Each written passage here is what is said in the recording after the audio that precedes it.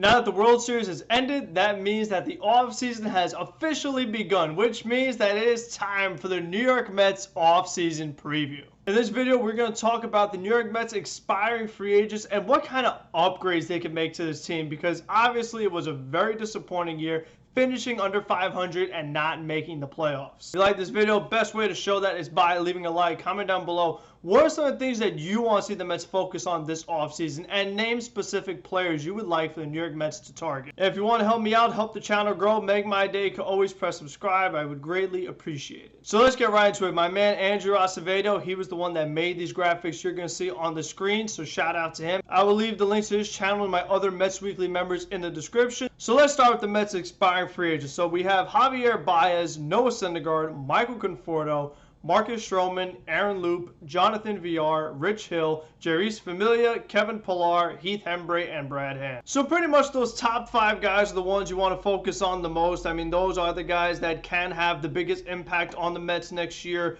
Javier Baez, Michael Conforto, everyday players. Obviously need starting pitching. Noah Syndergaard, Marcus Stroman provide that. And the historic season that Aaron Loup had out of the bullpen last year, you definitely would like to keep somebody like that, especially since he is left-handed. Something the Mets don't really have in the bullpen, especially if they do not keep Aaron Loup. Now let's go around the field to look at each position to see if there are any possible upgrades the Mets can make as far as who is starting. Let's start off with catcher. And even though James McCann had a very rough year, obviously the Mets expected more out of James McCann, particularly offensively. Defensively, he was kind of I mean, his arm was pretty good, but you know, the metrics didn't like his pitch framing too much and all these other analytics garbage. You didn't really hear any complaints about the pitchers, and for the most part, James McCann was able to block and save a lot of wild pitches, and he made some better tags than Wilson Ramos. But as far as the offense, way too many ground out and way too many chasing strikeouts. I do think he deserves one more year, and if he struggles again during the season, you always could play Tomas Niedermohr, who by all accounts is amazing defensively. Offense, we know it's not his strong suit. He's a defensive first catcher. At first base, it's Pete Alonso. He calls himself the best power hitter in the game, so he's going to be the starting first baseman for the New York Mets. Now, second base is a little more interesting because you could retain Javier Baez, who played second base for the Mets the last couple of months of the season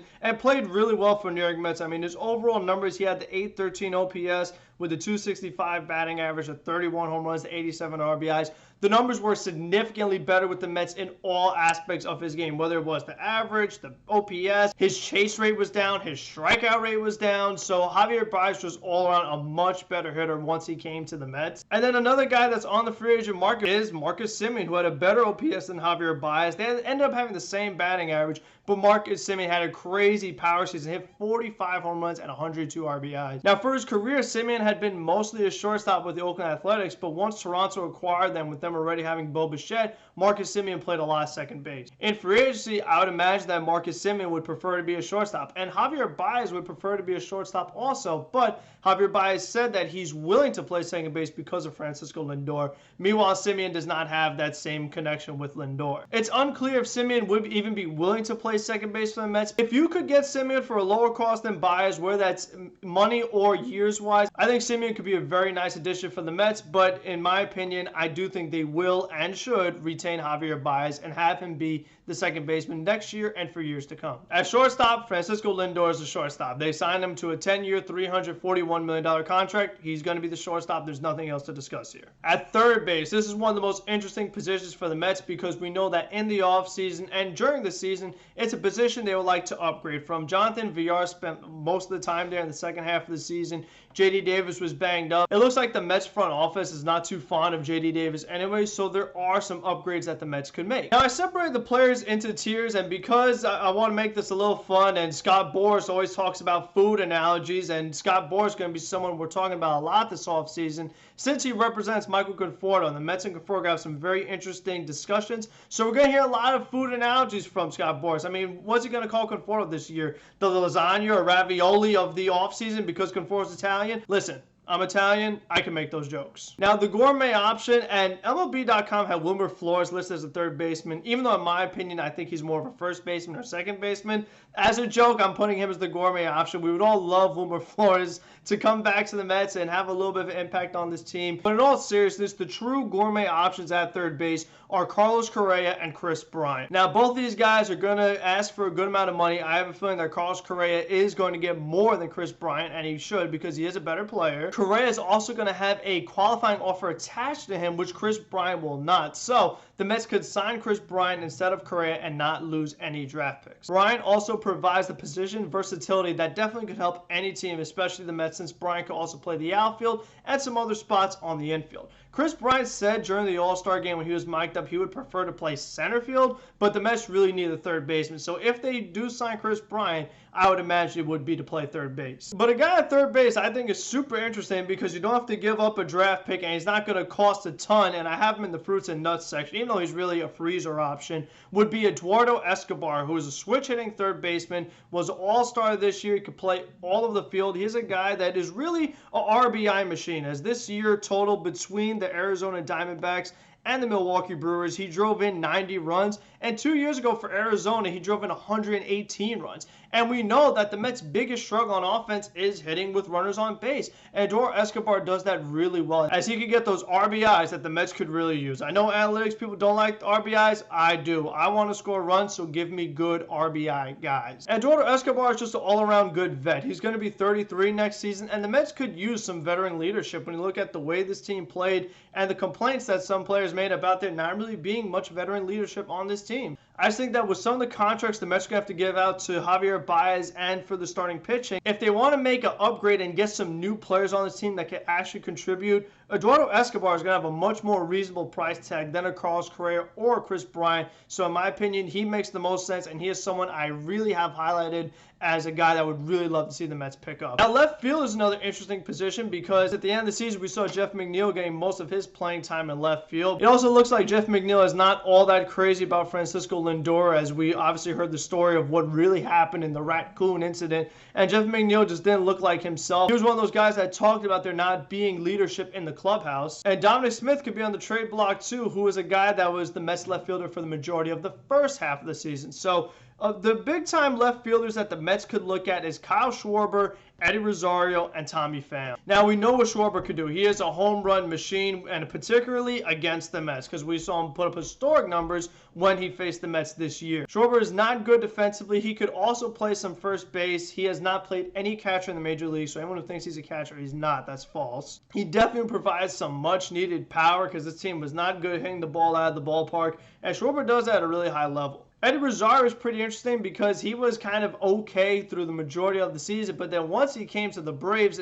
at the trade deadline, he was a completely different player. And then in the postseason, he was really a different player, winning the National League Championship Series MVP. And he definitely looked like a bit of a spark plug player with the Braves batting him at the top of the order. Eddie Rosario was just making a lot of things happen offensively, and he made a couple of nice catches in the outfield as well. And he shouldn't break the bank. He's not going to cost Carlos Correa type money. If the Mets do end up trading a Jeff McNeil and they could use a left fielder, Eddie Rosario would be a great option. Now, Tommy Pham is a solid all-around player, but I have heard some weird stories about him and as far as clubhouse chemistry. The Mets don't need any more clubhouse problems, so Tommy Pham is not the most ideal fit. Mark Canha is a really nice option in the freezer section. MLB.com has him listed as a left fielder. I view him more as a right fielder, but Mark Canha is one of those players that can literally play everywhere, similar to Eduardo Escobar. He can play all over the outfield, all over the infield. So if you don't get Eduardo Escobar, Mark Canha could be a really nice option, especially if Michael Conforto leaves.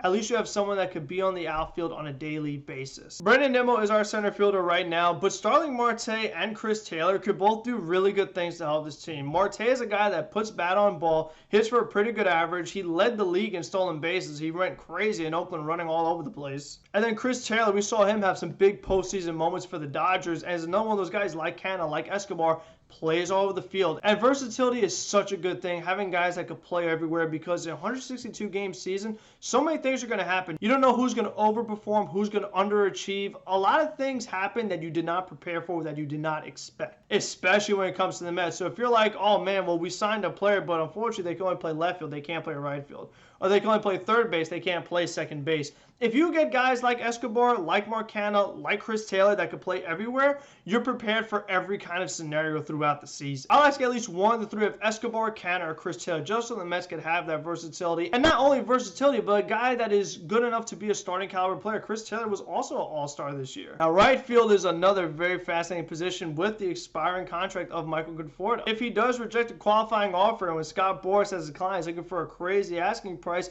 the Mets do have to view some of the other options out there in right field. And as far as the gourmet section, two other guys that are out there is Nick Castellanos and Avisail Garcia.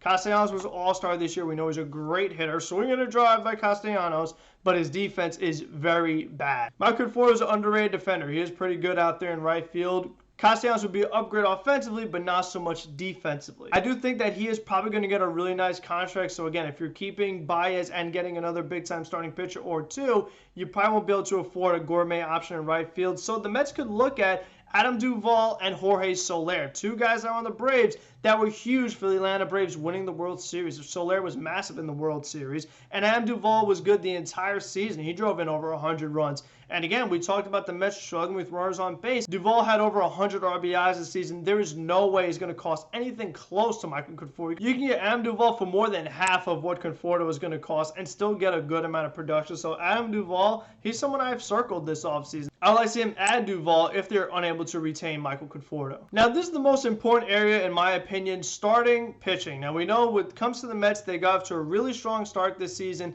spent over 100 days in first place, and the main reason because that was how well the starting pitching was. DeGrom was healthy and pitching on a historic level. Marcus Stroman was pitching very, very good, and Taijuan Walker had an all-star first half. But as the season progressed, the Mets starting pitching got much worse. As DeGrom got hurt, Carrasco was not good, Walker was not nearly as good as he was in the first half. Stroman was the only guy that was pretty consistent for the Mets. And with Stroman being an expiring free agent, the Mets have got to either keep him or replace him. So in the gourmet tier for starting pitchers, I have Max Scherzer, Kevin Gausman, Marcus Stroman, Robbie Ray, Carlos Rondon, and Clayton Kershaw. Now, I think that Kershaw and Scherzer are pretty unlikely for the Mets, pretty unrealistic. I imagine the Dodgers will try to retain Kershaw, or Kershaw is going to stay in the West Coast. And for some reason, we know that Max Scherzer does not want to come to the Mets, so I don't think he will come to the Mets. Which narrows it down to Gausman, Stroman, Ray, and Rondon. Marcus Stroman is the most proven pitcher out of these four guys because Stroman has been good for multiple years. This was the first All-Star season that Gausman had. Same goes for Carlos Rondon. And if Robbie Ray wins the Cy Young, this is going to be the first and probably only time he does, because before this year, Robbie Ray was an average pitcher. So that does kind of concern me that these guys are due for a bit of regression, and you're not going to get the same Gausman, not going to get the same Robbie Ray or Carlos Rondon.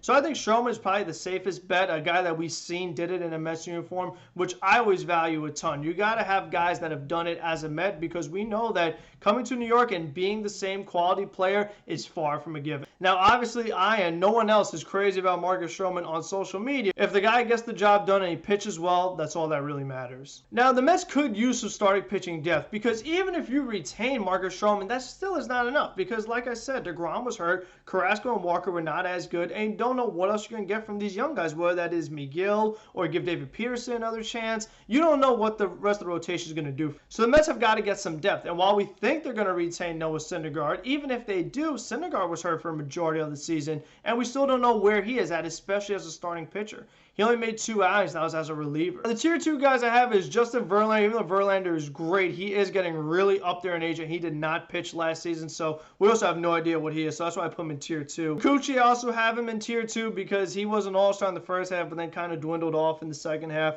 Eduardo Rodriguez is a very underrated pitcher. Anthony Descalfani is underrated, and John Gray is a solid pitcher. So if the Mets could get a gourmet option plus a freezer option, whether that be John Gray, Rodriguez, or Descalfani, I think that would be a really nice addition for the Mets. They could really use another reliable starting pitcher besides just Stroman or any other gourmet option. And tier 3, I have Rich Hill. Rich Hill is a guy I like to keep at the right cost, but I would kind of prefer Rich Hill to be more in the bullpen, because Rich Hill is a guy that he didn't go very far in the games. Trying to get 5 innings seemed like a miracle. So if he's only going to give you a couple innings and you could use a left-handed reliever, you might as well use Rich Hill as a bullpen guy. With that crazy curveball he has, he can make for a really nice reliever. Now let's move on to the bullpen. Now the gourmet options are Kenley Jansen and Raisel Iglesias. Both these guys can be closers. They both had good years. Kenley Jansen's a proven guy. We know how much guys value the closer role, and I think that the Mets are still going to keep Edwin Diaz as the closer. So I think Jansen and Raisel Iglesias are unlikely. So the Mets have to focus on the freezer section, and there you got guys like Ryan Tepera, Kendall Graveman, Aaron Loup, Andrew Chafin, Jake Diekman, and Tony Watson. I think the Mets could definitely use another left-hander in this bullpen, especially if they don't maintain Loup. They got to get at least one of the Loup, Chafin, Diekman, or Tony Watson combination. Ideally, if you can get 2 of them, that would be great. You can never have enough bullpen. Jerry Familia is also going to be an expiring free agent. He is not someone I want to keep, so if I could get a Graveman or a Tepera at a decent price, that would be really good. When you get to the fruits and nuts section, you still have some quality pitchers in here. You have guys like Brad Hand, Yemi Garcia, Chris Martin, Archie Bradley. From top to bottom, there are a lot of pretty good relievers, so this is a really good offseason for the Mets to just get depth in the bullpen.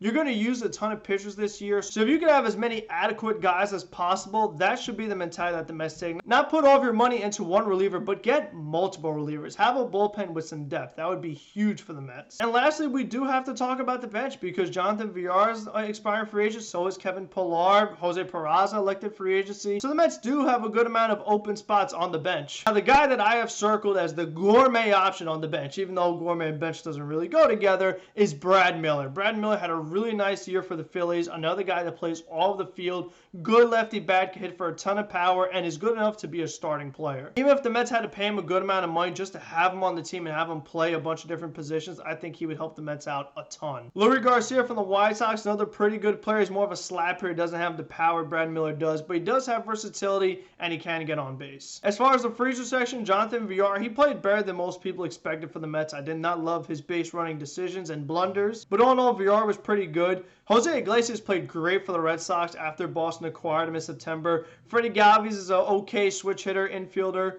Jock Pearson would be a big lefty bat off the bench that could occasionally start against right-handers in the outfield. And then the fruits and nuts section, you got Brian Goodwin and Adam Means. See if these guys have anything left. So I guess in the ideal world, if the Mets could keep Marcus Stroman, Javier Baez, and keep Conforto and Syndergaard on qualifying offers, that would be ideal for me. And then after that, getting one of those utility guys, whether, like I said, that is Chris Taylor or Mark Canha or Eduardo Escobar, that would be a big priority for me. Getting one of those other starting pitchers like a Descalfani or John Gray would be huge on my priority list. Getting a few lefty relievers and then upgrading your bench a little bit, that would be the ideal offseason for the Mets, in my opinion. So again, let me know what you guys would do for the offseason. Now that the offseason here, there's going to be a lot more videos from me, so be on the lookout for that. And until the next one, be safe, be smarter than the Mets, and until the next one, have a good one, everyone. Let's go, Mets. Get some gourmet options, Sandy.